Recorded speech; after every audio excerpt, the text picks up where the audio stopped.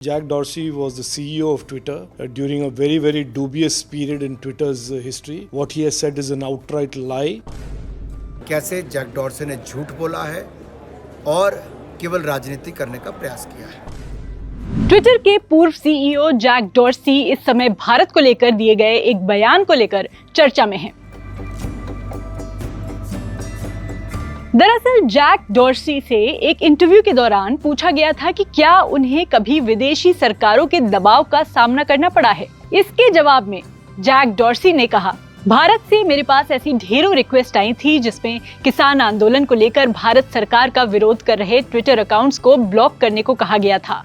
मुझे ऐसा लग रहा था कि अगर ट्विटर इन अकाउंट्स को ब्लॉक नहीं करता है तो ट्विटर को भारत में बंद कर दिया जाएगा और भारत में ट्विटर कर्मचारियों के घर पर छापे मारे जाएंगे।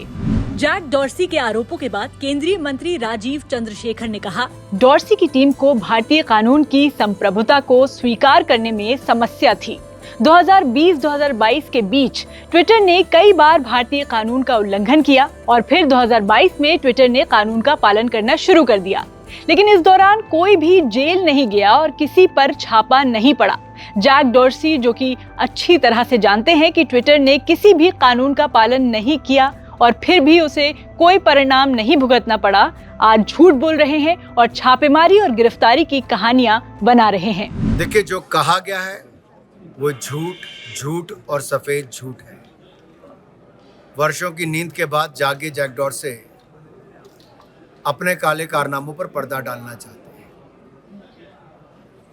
जब ट्विटर को खरीदा भी गया दूसरे व्यक्ति के द्वारा, तब ट्विटर फाइल्स में खुलासा हुआ कि किस तरह से इस प्लेटफॉर्म का दुरुपयोग किया जाता था, पक्षपात किया जाता था और छेड़खानी की जाती थी। और ये मैं नहीं कहता, ये ट्विटर फाइल्स में आया है। ट्विटर और भारत सरकार के विवाद की शुरुआत 2021 में हुई थी और ये विवाद शुरू किसान आंदोलन को लेकर हुआ था। ट्विटर के पूर्व सीईओ का कहना है कि सरकार ने प्लेटफॉर्म पर कई अकाउंट्स को बैन करने के लिए कहा था, जिससे उन्होंने इनकार कर दिया। इसके बाद फरवरी के आखिर में सरकार ने नए आईटी नियमों का ऐलान किया और ट्विटर ने इन नियमों को अभिव्यक्ति की आजादी के खिलाफ बताया। हालांकि लंबे विवाद के बाद ट्विटर को नए नियमों को मानना ही पड़ा, लेकिन इस दौरान ट्विटर ने तत्कालीन उपराष्ट्रपति का ब्लू टिक रिमूव किया, संबित पात्रा के एक ट्वीट को मैनिपुलेटेड मीडिया लेबल किया।